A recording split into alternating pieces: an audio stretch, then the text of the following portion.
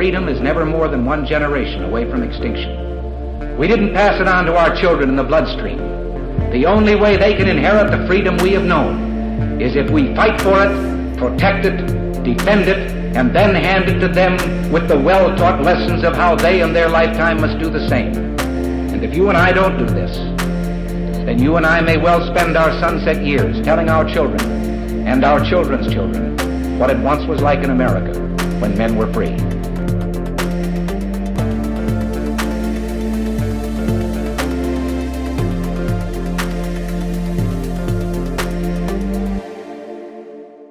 Hey everybody, welcome to episode number 377 of Gun Freedom Radio, where we engage, we educate, and we inform.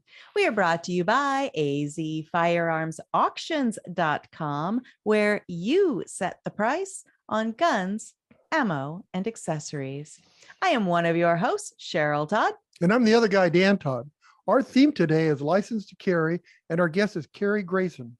Kari owns License to Carry, is the Texas State Director of the DC Project, and is a firearms instructor at Buck and Doe's Mercantile in San Antonio, Texas. Kari is a wife and mother of 3 children, as well as a boot camp instructor, a Department of Public Safety License to Carry instructor, and is the membership drive director for the Texas Handgun Association. Welcome to the show, Miss Kari. Thank you. I'm excited to be here and looking forward to talking to you guys today. Absolutely. Well, I was just telling Dan off air, you and I had a chance to meet in person in Florida when we went to a DC Project Leadership Summit. And, you know, for many years, I felt like I had to explain to our listeners, okay, what is the DC Project? But I feel like we have such a presence now that I don't feel that same need to, you know, go back through history and tell people what we do. But basically, we are women dedicated to safeguarding our right to keep and bear arms all across the nation. And so not just that piece, but all of these hats that you wear as an instructor.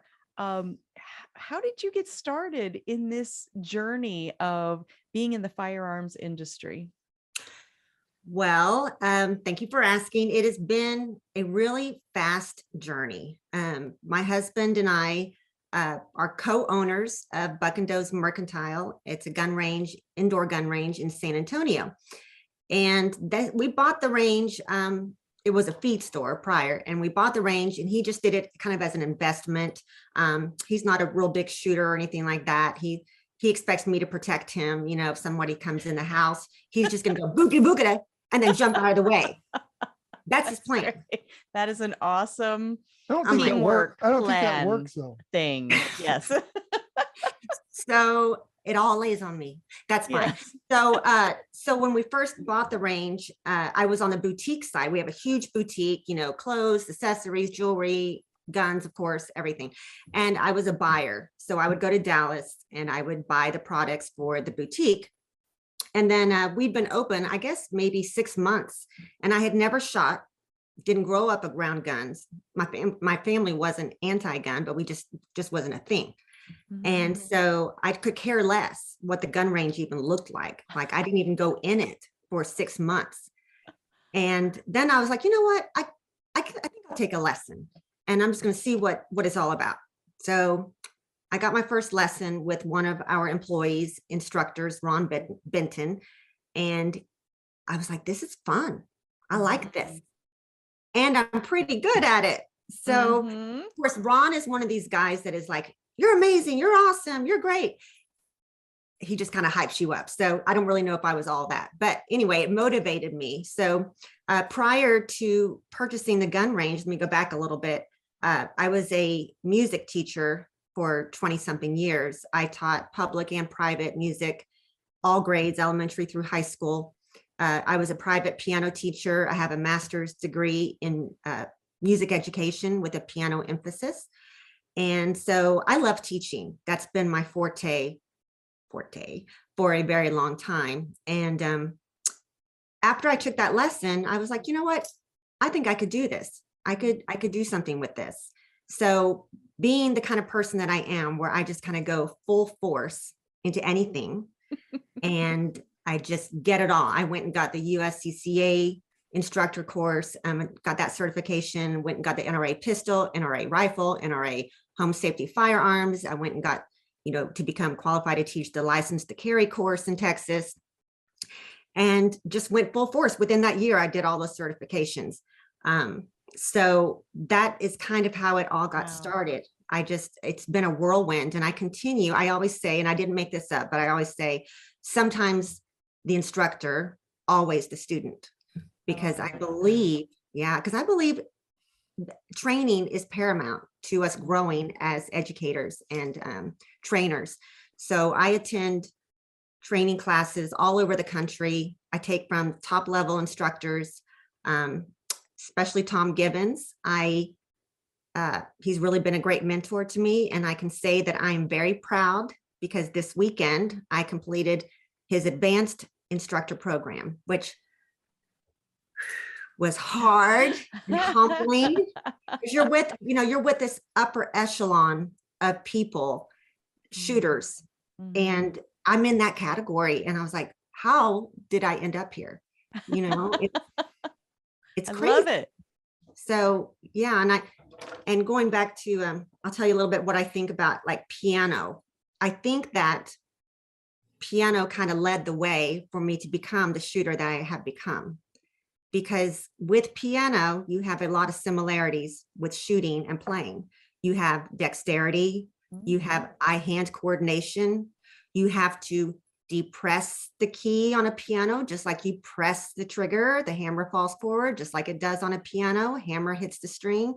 So I think that God led that pathway for me into having an ability to shoot. So I'm grateful for that. Yep. You know what I'm grateful for? Because I've been doing guns all my life. In the 70s, women were not involved in guns very much. And, we've been having threats with our gun laws forever. They've been trying to take our guns away forever. But just, in the last probably 5 or 6 years, women have gotten involved in guns. And I have not met a woman that doesn't like guns. And the ones that do like guns, they're doers. You guys just do stuff. It's true. We're A-type personality for sure. Right. But we would not be having any issues with gun control if the women would have been involved back in the 70s, because you guys are opening doors right now. You're fighting this gun control and you're winning. They don't know it yet, but you're winning because your voice isn't, you don't just keep it to yourself. You go out there and do something, right? And it's amazing. Yeah. I agree. I think that, it's amazing, all the women that participate in these events now. And, the class that I took this weekend, it was 22 students and 4 of them were women. And so you're just seeing more and more. And I really like going to these trainings because I usually am sometimes the only female. And it's very empowering to me because if you had told, I was a wallflower in high school and junior high. I very shy, very quiet.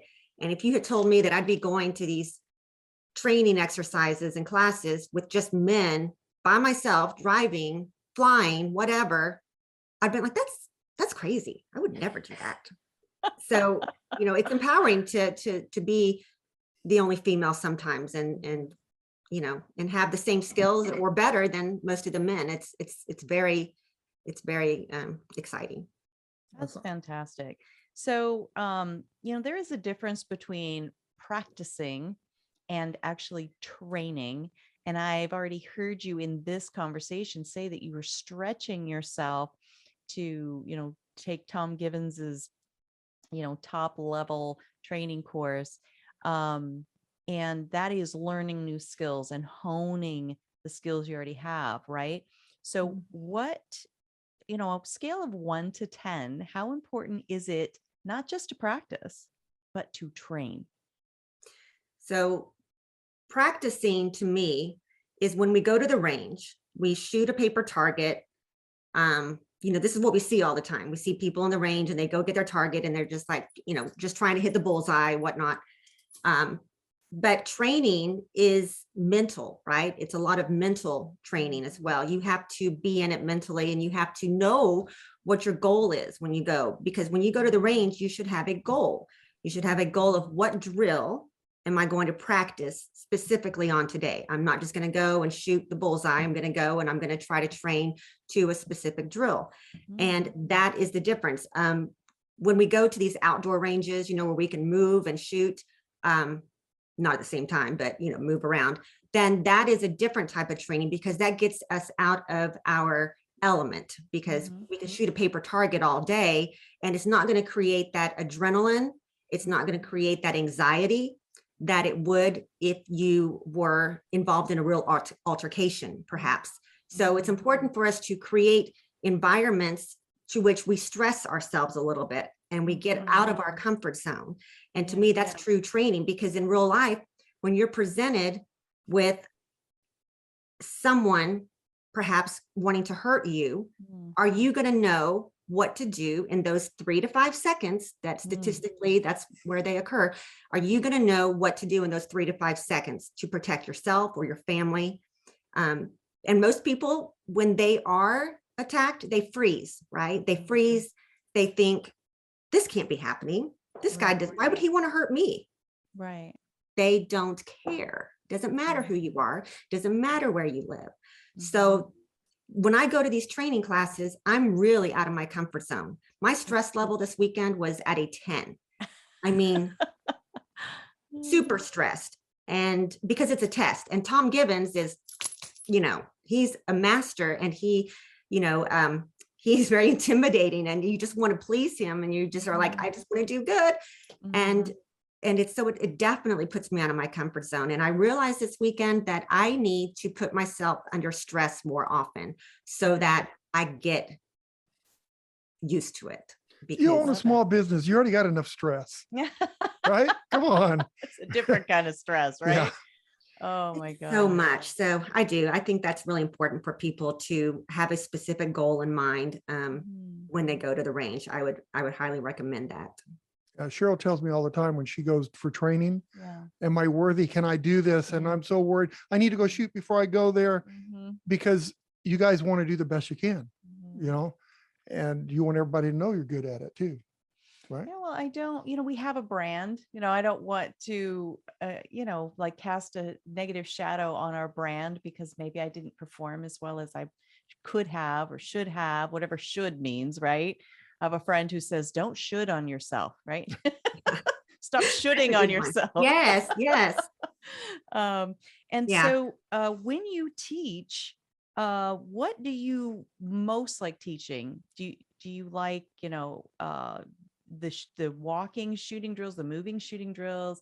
Is it really just kind of the fine motor skills? Because you talked about, I love that analogy between piano, teaching piano, playing piano, and the skills involved in shooting firearms. Beautiful analogy. So what do you like to teach the most? I would say I love teaching beginners, of course. Probably my most popular class at Buck and Doe's is the Women's Shooting 101. That's usually pretty full.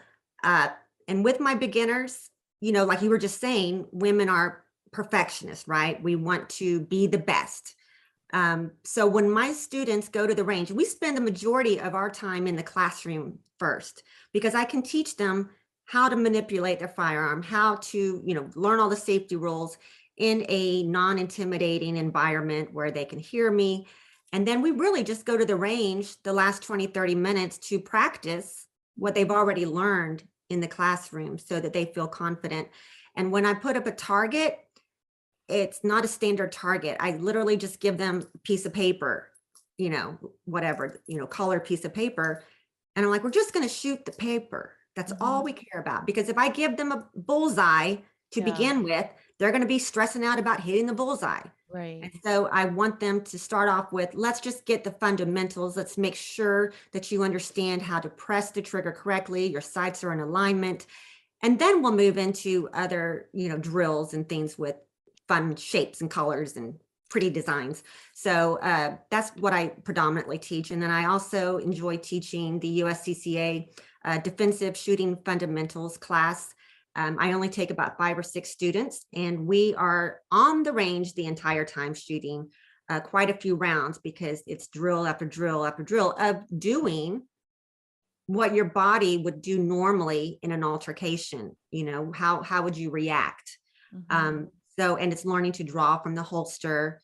And so that class is really, and we even do like a scenario drill where I set them up in their house, like the pretend house, you know, and there's an intruder. What are you going to do? And it really gets them out of their comfort zone, because they just look at me like, what am I supposed to do? I'm like, I don't know. There's someone banging on your door and they're about to point a gun at you. What do you think you need to do? You know, and then so that gets them thinking about it. So again, what we're doing is we're creating a slideshow in their brain, so that if you know how people say when you die, your life flashes before your eyes. What I have heard is that happens because your brain is trying to recollect anything in its past that will help you solve the situation. So what we are doing when we're training defensively is we're creating a slideshow in our brain that if something were to happen, we can go, I know what to do. I know what to do. I've been through this. And that's essentially, and you can do that not just by live training, but, you know, watching videos about defensive scenarios. That will also build that ability to form those slides. So I really agree with that, Kari. You know, I don't have a whole lot of training, but years ago I was armed robbed, and I didn't even know what happened, but my body just took over. And the training does that for you. It's just like when you get a car, you don't think about stepping on the gas pedal. You just step on the gas pedal. You just step on the brake. You don't really tell your brain to do it. The brain already does it. And I think that training really helps with that. And so you need to get them a little nervous and afraid of what they're doing, not afraid, but, you know, aware, I guess, because it does help, because your mind will take over. You don't have to do anything. It will take care of it. Which is why it's so important, right? To train the steps and the mental muscle memory, like a better term, but muscle memory to know, because most of the time when people die in an altercation, it's because they can't find their gun. Where's my gun? Because they digging around in their purse, whatnot, you know, you have to train with how you carry, because at that moment you're going to freeze and you're going to have to react. So that's that's the truth. So whatever this thing is that we call the Second Amendment community, right? You know, a lot of times people say, well, there's no actual community in the Second Amendment movement because we are so diverse, come from so many different backgrounds. The DC Project is a perfect example of that. We have women from all across the political spectrum, every age, every background, every state, every region across the nation. But let's call it a community for right now, right? We often talk in that community about knowing our why, right? Why do we carry? Why do we study our Constitution? Whatever our whys are, what is your why for being involved in an organization like the DC Project? Well, first of all, I truly believe in our Second Amendment rights, of course. And it's so scary what's happening these days that we now more than ever need community like this, right?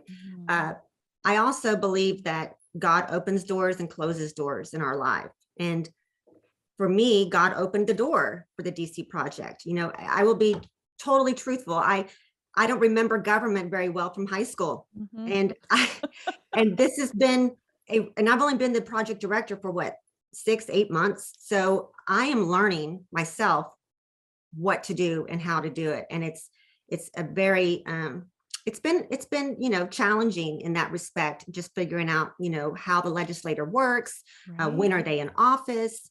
But, you know, I'm an educator, like I said, that's where my heart is. And so my why for the most part would be because I love to educate. And this is just another form of education, because of course, DC Project believes in more education, less legislation.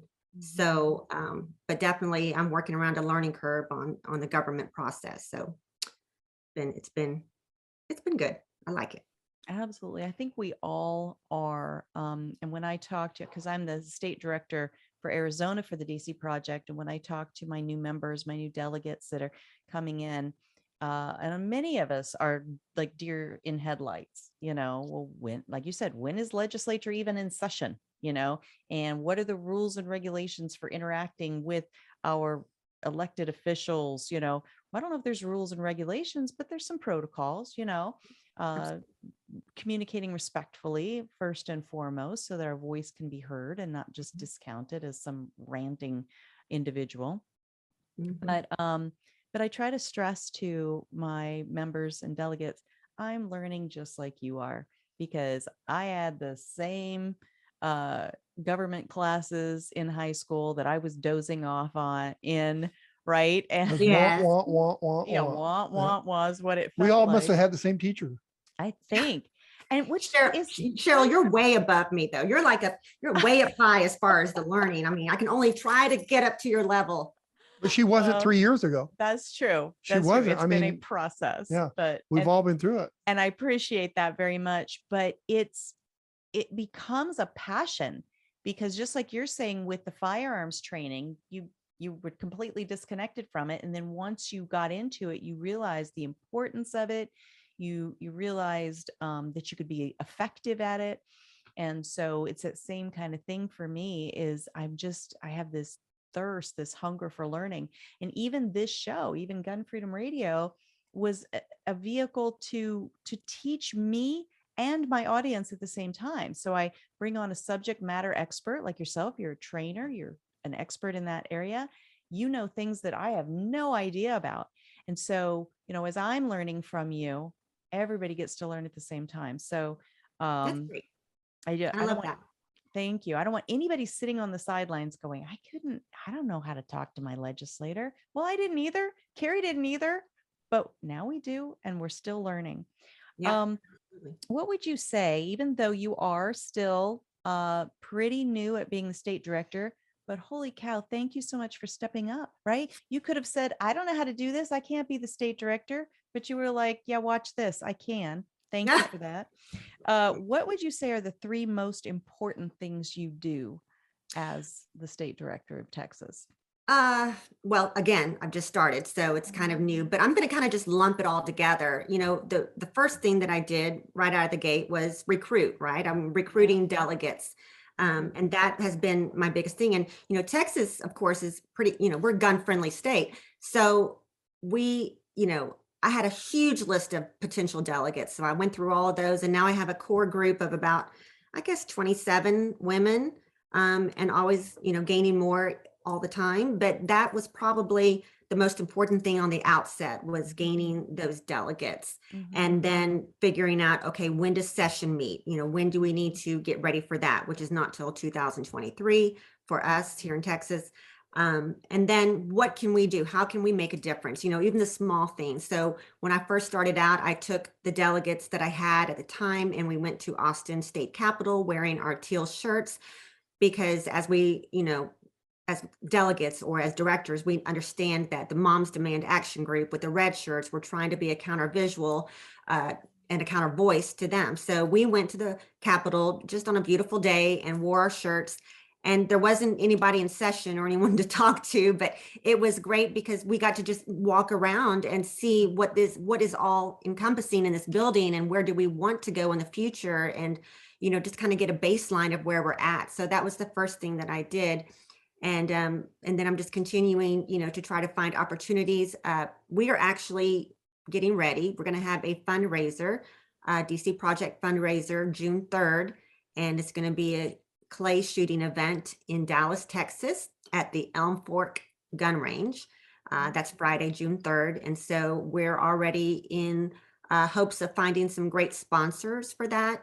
And I've already had a really great response from my delegates that they want to come out and volunteer. And we're going to be, setting up the stations, driving around, handing out waters and having lunch and all of that good stuff. So that's what's on the calendar as of now. And since that time, I've also done a couple of booths where I've just, represented DC Project at certain expos and things like that. And I've had a good response. And, it's getting that speech down, right? It's saying, Yes. okay, here's who we are, here's what we Yep. do, and then teaching that to my delegates. So I look forward to, having more opportunities with them to go to the Capitol when people are actually in session. But in the meantime, I'm still encouraging them, try to go visit your legislators in your district, at their offices. Go just say hi, and you just can say, hey, if you need my support or you need my help with anything, we're here to help you. If you have any questions, if you want to, utilize some of our personal stories, because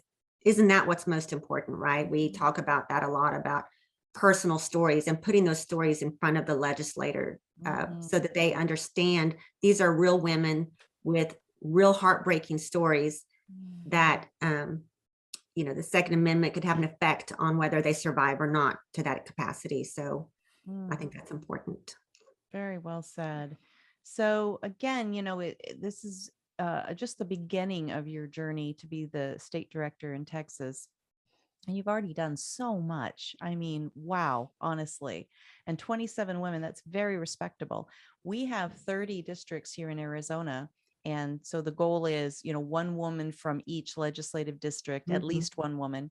And I've only filled about half of my districts with a delegate, with a member so far. But it is a journey, and you'll have, a surge forward, and then you have a few people kind of, they get busy with life and they fall away. What would you say it has been your biggest triumph and your biggest frustration so far? Well, I would kind of go back to my frustration being knowing when the legislator is going to be in office and figuring the governmental process out, right? That's first and foremost. That's been the most frustrating. Luckily, the DC project, Robin and Diana and all those directors have done a great job of educating us and giving us information to utilize. So we're not trying to reinvent the wheel here. We're just trying to create some commonalities between all of us, that we're all sharing the same information and the same flyers, brochures, whatnot, so forth. And so, with the triumph, I think the biggest one is just the amount of support that I've seen from my delegates and people wanting to be a part of this. And also having my assistant director, Allison Adams. She's amazing. She's my very good friend and personal mentor. And she's really well-versed in the legislative process. So she has come on board, and that's a huge triumph to have her on my side. And in fact, she just bought a little miniature, it looks like a little mini pickup or something. It's got like the dumpster where it dumps, dirt or whatever. But anyway, she painted it teal. So we're going to paint that, and we're going to take that to all the different fundraisers and things that we go to. So she's been definitely an asset to this program. Yeah, and that's it. It's relationships, it's collaborating, it's bringing community together.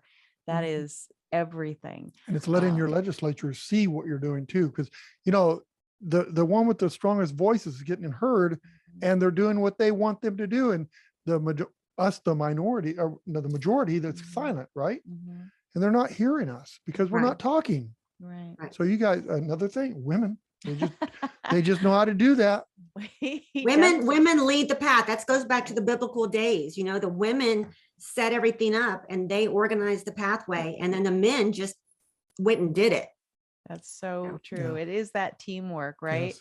All right. Well, this has been awesome. And later today, I get to be on your podcast. Tell folks about your podcast. So my podcast is Licensed to Carry, with the, like back there in the background, licensed with the number 2, Kari, Licensed to Carry. And it's available on all platforms, Google, Spotify, Apple, whatnot. But I really just started it like a month ago or a month and a half ago. So my last interview that I just did was with Tatiana Whitlock, who's a nationally recognized firearms trainer in her own right. And so it's just gotten started. And then I also just launched my YouTube channel, and again, under Licensed to Carry. And that has been really fun because we are, doing video productions on all different topics, carrying concealed. The latest one I just did was for beginners to pick out, some recommendations for beginner handguns. And I go over the different models and show you how they shoot and so forth. And so that's hoping to put out a new podcast, YouTube, about every 2 weeks. You can find all of these also on my website at licensedtocarry.com. and as well as my calendar training that I provide, and all that good stuff. You are a busy, busy lady. And I love the play on your own name that you used. Your name is spelled Kari, as you said, licensed to carry in that way. So clever. I love it. All right. What's that? My daughter came up with it. Oh, I love it. So how old are your kids? Are they into the shooting sports yet? No, none of them. My husband, my daughters, no one cares. But they're like, mom's gone again. And so they're 21, 18, and 12. And my oldest is getting married next month. So yeah, I can't believe that's happening. But so I've trained them all. They've all had lessons. They've all come to my class, and they've all 3 shot. And so I make sure that they understand how it works and all that. So, but I would love it if they would come with me and join me in some matches and stuff. That would be so fun.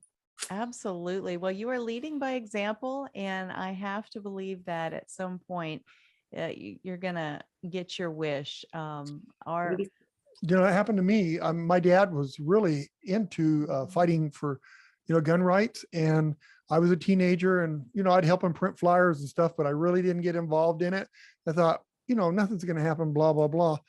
And then he passes away, and I see all this stuff happening, and it's just like, I was told to do it. It's like God said, no, you need to get out there and finish what your dad started.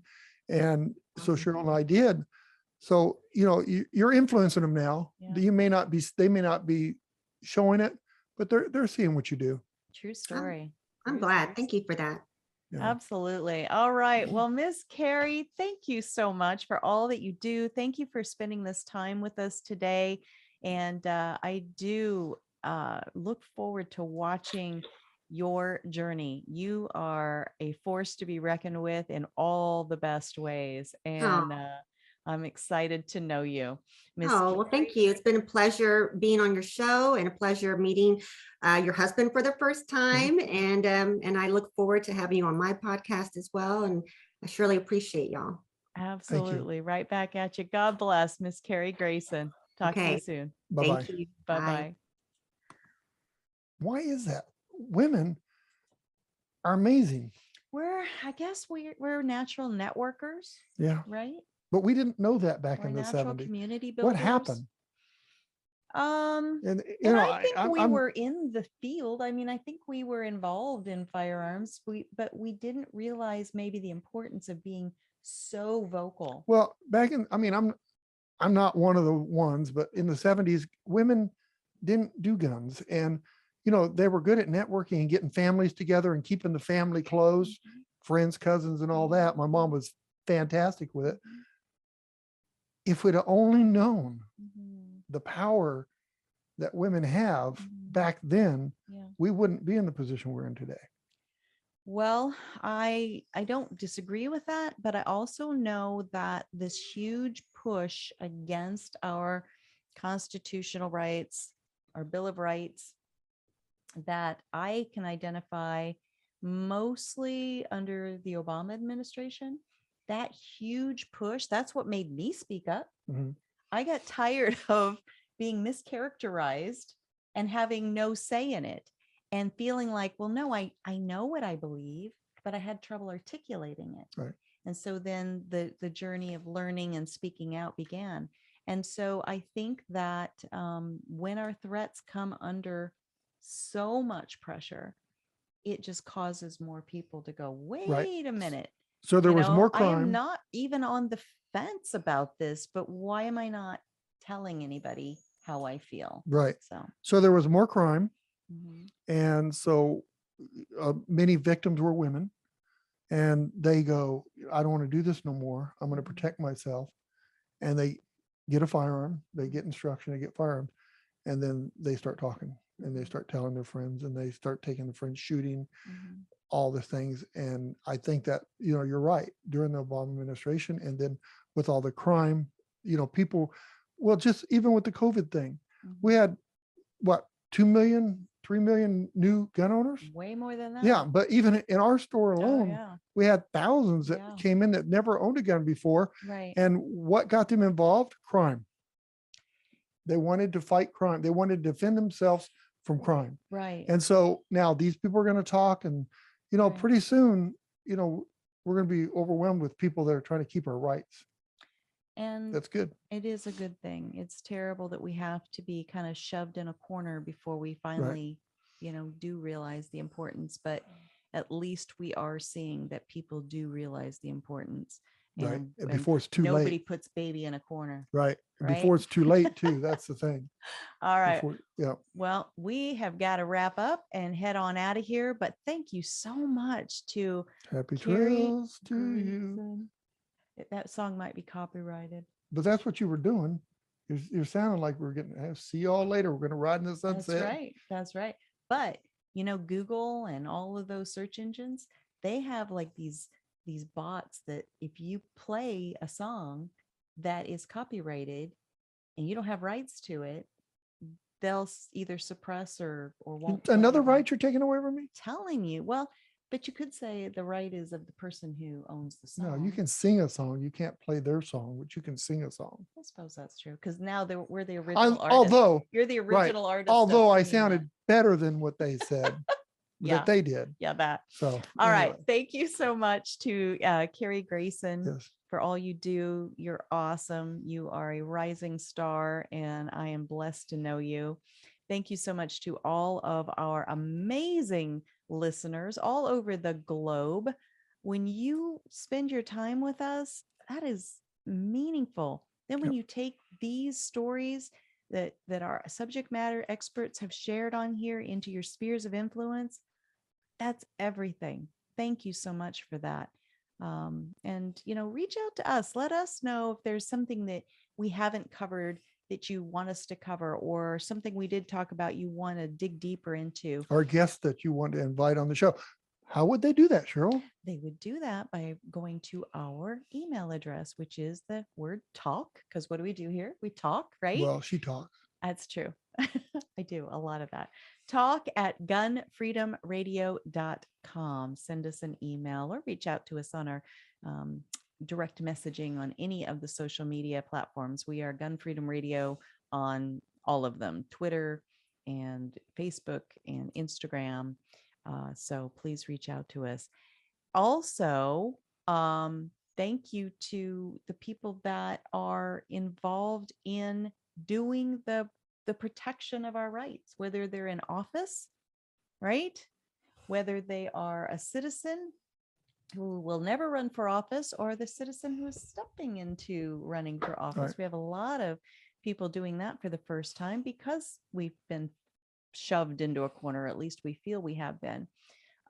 So on that note, I want to say, until next time, I want us to pray for our nation. Oh, you know what I forgot to say is, how can people watch this episode or any of our other episodes? They can go to YouTube, GunStreamer, or the OpsLens smartphone app if you want to watch the video version. Subscribe, click the on demand, the notifications button. But if you want to listen, because maybe you're out for a bike ride or a long car ride, you only want the audio, go to our website. What if I wanted to binge listen to my hot content, darling? Then you would go to GunFreedomRadio.com, click the on demand tab. If you want to learn more about any of our guests, go to the guest tab. That is a huge resource that is ever growing of subject matter experts. And when you spend time there, we don't hate that, No. right? All right. Now, until next time, please pray for our nation. Pray for our leaders, people who are supposed to be our representatives. Maybe some have lost their way, right? Maybe. Let's pray even for the ones that we don't like very much, maybe especially for the ones that we feel have lost their way and we don't like very much. Yeah, that's what I say. That's what Dan says. That's your motto in life, right, babe? That's what I say. All right. Until next time, be good to each other. Have a great week and God bless. Bye-bye.